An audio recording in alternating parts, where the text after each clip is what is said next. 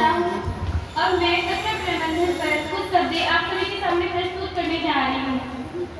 सबसे पहले हम लोग जानते हैं कि कचरा प्रबंधन का अर्थ किसी भी कचरे को निपटाने के लिए उसे संग्रह, परिवहन और उस पर कुछ खास प्रकार की क्रियाएं करनी पड़ती है।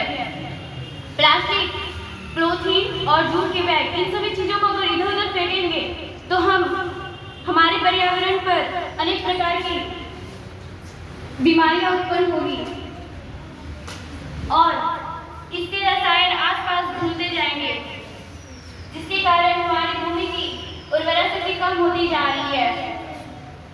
आज के समय में मनुष्य के लिए कचरे को कहीं पे फेंक देना एक आम बात हो गया है। जब अगर यही कचरा का ढेर लग जाए तो इस पर अनेक प्रकार की जीव जंतु बैठेंगे और इससे अनेक प्रकार की बीमारियां भी उत्पन्न होगी, जिससे हर दिन लाखों लोगों की जान ली जा सकती है और जा भी रही है।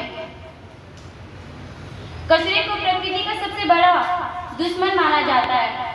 पृथ्वी पर अधिक मात्रा में कचरे फैले रहने का सबसे बड़ा कारण मनुष्य की दैनिक कार्यों की वजह से है। अगर फिर भी मनुष्य इसका निपटान करने की बजाय तेजी से इसका उत्पादन करने में लगे हुए हैं।